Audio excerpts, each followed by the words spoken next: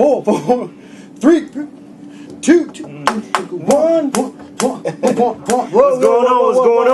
going on, y'all? Welcome to a little thing that we call the Cipher. My name is Marcus, the Kid Warren, and with me is my man Muff. How you doing today, What's going on, man? I'm doing well. Man. I'm chilling. I'm chilling. I'm getting excited. The year's almost through. I know, man. We're getting closer and closer. Closer, man, to our what? What are we getting closer to? We're getting closer to a little thing that we have put together called the Cipher Awards and the coveted Cipher. You know what's funny? You know why I'm really excited about it? Because this is one of the reasons why we even do this show. Why is that?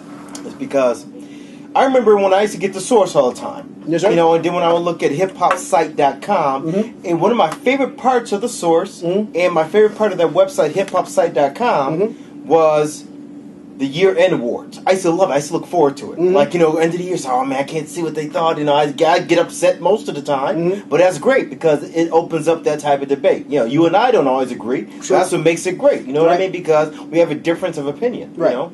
So I'm looking forward to actually fighting with you on camera here. No, that's going to be awesome. But anyway, if anybody has any questions about what the Cipher Awards is, it's going to be, first of all, the best MC, major and indie, the best group, major and indie, the best producer, major and indie, the best beat, the best track, the best verse, and the best submission by y'all who's been sending us in a bunch of music. So please remember to send in as much music as you want. And y'all making beats, y'all making rhymes, y'all doing your hip hop thing. Man. Some of y'all out there doing the dang thing, man. Man, I'm telling you, it's y'all a ain't little just bit talking crazy. about it. You guys are about it, man. Yeah, and please keep on sending your submissions and your opinions, whether it be positive, negative, whatever. As long as y'all love hip hop, we appreciate it. Thick-skinned cats, too. Yes, sir. Oh my God! As long as y'all send them in, we love it, man. We love it. And remember, y'all can send that in to kidandmuff44@gmail.com. Y'all can also hook us or hit us up on site or Facebook at Cipher Crew. We are Cipher Crew on Facebook. So yo, hit us up, son. Hit us up. But anyway, we're not gonna get into that right now. What we're gonna do is we're gonna get into a little bit of something. One of my favorite MCs of all time, son. All right. He's dropped a new album on us, man.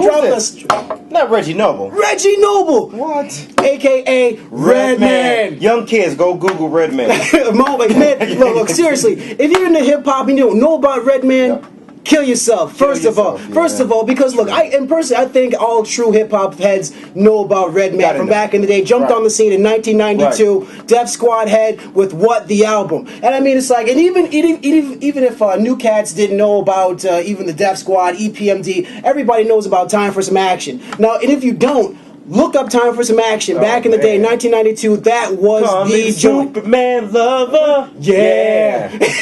Wrong. Now I think actually back in the day, that was actually the jump off. Joint, wasn't it? That was a jump off, and he actually started that. That was like one of those saga records that went throughout his records, and I think he was actually, he was the second one to do it. EPMD started it with Jane. You know, they started doing a song about a girl named Jane. Haircut like Anita Baker, you know, and I don't want to go off on too much of a tangent, but they started doing a song about a girl named Jane, did it on the second album and the third album and so on and so forth. Redman did the same thing in 1992 with a song called Superman Lover, and then went on and on and on with a saga about him being a superhero and blah, blah, blah, blah, blah, but I'm not going to get into it. His latest track hit us up in December, just dropped in the 7th of this month, called Reggie. Now, what was your first impression of this joint, Muff? Well, you know, like I told you, I think I made a reference last week on the first track that I heard was Tiger Style Crane. Tiger Style Crane, which is the Bananas. You know how he, you know, this guy, how he quote unquote gets busy with his head on like Mr. Marcus. Love that line, by the way. He's not talking about me, by the way. I wish he was, but he's not talking about me. He got a Mr. Marcus hat on. Look at that head, y'all. Don't even front. Yes, he is. Y'all know what I'm talking about too. Don't pretend y'all know who Mr. Marcus is. He got a Mr. Marcus hat on. Mr. Black. His name Marcus. Go ahead. Anyways. Google it. Okay, if you're over 18. They ain't got to Google it. They know exactly what I'm talking about. They'll be playing. At any rate, we're digressing. Anyway, go nice ahead. line in that. Yes, sir. And you know what? First of all, with the Tiger Style Crane song, before we go into the album, but the song, I mean, the beat is bananas. I love beats like that. I mean, the drums a little crazy. Right. And he attacks the beat. And that's what a lot of these young cats gotta understand. You know, some of these veterans like Redman, they attack beats. Right. You know what I mean? They ain't just trying to flow. They go in. Brickman goes in on this joint right there, man. I love it. I mean, they hit you from the beginning. You bopping the head. You know what I mean? So at any rate, I was curious to hear the whole album. Now, initially, I thought that the Reggie album was a mixtape. It was going to be a mixtape, but it turns out that it's actually a Def Jam label album, which is fine. Reading on it a little bit about the album, he mentioned that this initially started out as a mixtape, but once he started getting these tracks, and it turned out to be a little bit more mainstream in appeal, and you could tell by some of the beats in there, it definitely has mainstream appeal. And he goes both ways. I mean, it's got some rugged stuff in there, like your Tiger Style Cranes, but he's got a track on there, with Faith Evans, where they're talking about Michael Jackson. Now, the thing about it here, I know it seems a little weird. Like, why would you make a tribute song on a Redman album about Michael Jackson? But people in that age range understand that Michael Jackson was a lot more than just the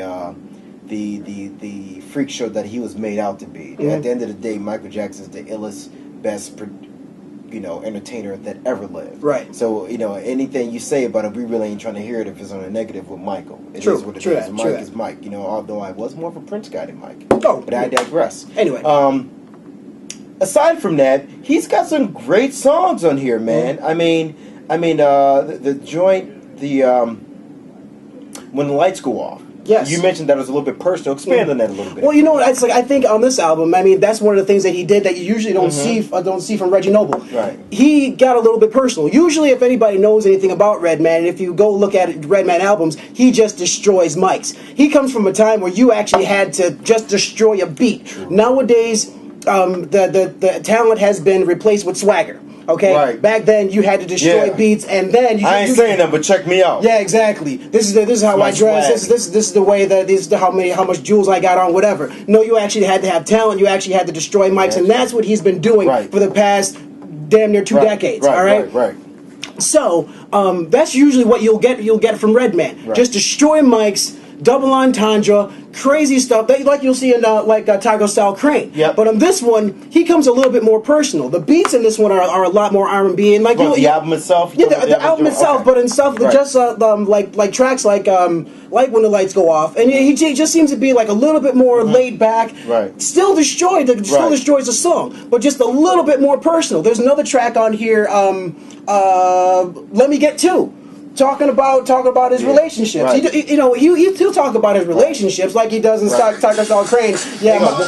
Okay, I have to make sure this is the right song I want to comment on. Okay. I'm sorry, I didn't mean to do that. My girl want to kill me like Mrs. Smith. Yeah, stuff like that. He'll. I love that line, by the way. Yeah, you'll make comments like that. Yeah, you got to pick up on what he's saying. You know what I'm saying? Exactly. Real talk. But I mean, like I said, it's like usually the newer generations aren't used to like styles such as Redman's, but he just comes in here, destroys every beat, but they're just a little bit different, a little bit more poppy, a little bit more mainstream. Yeah, there's a little more pop. Well, even clubbish, I think probably more so than poppy. Clubbish might be, for instance. Okay, I think Full Nelson personally. Yeah, the thing about like Full Nelson, I love is for the clubs. I like clubs. Nothing wrong with a club. Another crime where y'all come there act. Don't be going there to fight. You know what I mean? We go there just to chill. You know what I'm saying? At any rate, Full Nelson is definitely a clubbish type of song, but it works. You know what I mean? I mentioned the joint here with Faith Evans, you know what I mean, about Michael Jackson. It actually does it for me. It works. I mean, Tiger Star Crane, definitely a great track on there. He's got Socrates, your man from Toronto. Yes, sir. I love Socrates. I mean, Socrates, man. If you guys, my underground heads know exactly about Socrates, man. So crazy to be doing it. Okay. And it's not spelled like Socrates, like the philosopher. we fit, man. This is hip hop, man. We admit. So you at any rate, you know how we do, son. But overall, I thought it was a well put together album. And again, he stated what it was about. He stated that it was meant to be a little bit more accessible, if you will. You know what I mean? But be on the lookout also for what he said for Muddy Waters too. Now another thing too, if I had to go something about Redman that a lot of great MCs suffer from is the fact that he isn't always the best on the beat selection. Okay. Now, historically, I've always been hit with Redman's beats. Part of it was because when he's with the Def Squad, Eric Sherman beats. I love Eric Sherman beats, and I don't like some of Eric Sherman beats either. Okay. Because what I love about Eric Sherman beats, when he's on, he's one of the top producers on there. When he's off, I mean, I don't know. It's more. I don't know. I don't always love his beats, but when he's on, he's definitely one of the best. In fact, not to digress too much, as far as Eric Sherman is concerned, the album Double or Nothing, that's one of those. To me, That's a classic album. I love it, but I don't know if anybody feels that way. Okay. I thought the Double or Nothing was absolutely off the hook. And that was that was definitely back in the day of Eric Sherman, the Keith Murrays, and the Redman. You know. And El Nino. Anyway, not to digress. El Nino, check it out. Google it. El Nino. No, that wasn't. No. Well, I know that wasn't El Nino, but that's another album. I'm just saying. El Nino was a great album. Really? I thought El Nino was great.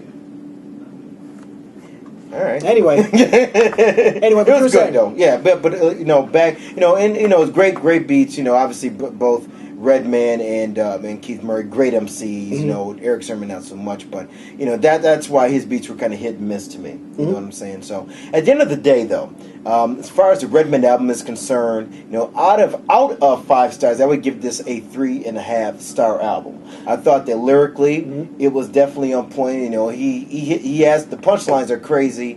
Some of them, his delivery. His cadence, all that stuff, Redman is going to be Redman. That's nothing you ever have to worry about with him anyway. It's always whether or not the beats make or not. He's had some good beats on the album. When you look at it from the perspective of this is meant to be an accessible mainstream album, I'm definitely giving it a thumbs up. So I give it a very solid 3.5 stars. Okay. I'll go with you on that one. Very, very, very, very, very, very, very strong beat-wise, I like. Very different from a Redman project. But I mean, the thing is, Redman has done... he's done songs with Pink. He's done songs with a lot of different other artists before, they're very mainstream artists. Okay. He can probably do a song with Justin Bieber, and I'd probably like it. But the thing is, Redman is just that dude who can just make a beat sing to me. You know what I mean? Yeah. He's just that versatile dude. You know what I mean? He can make a beat flip to him. You know what I'm saying? 9 times out of 10. I mean, he's not going to make Mozart sound like it's hip hop. But I do agree. I don't know.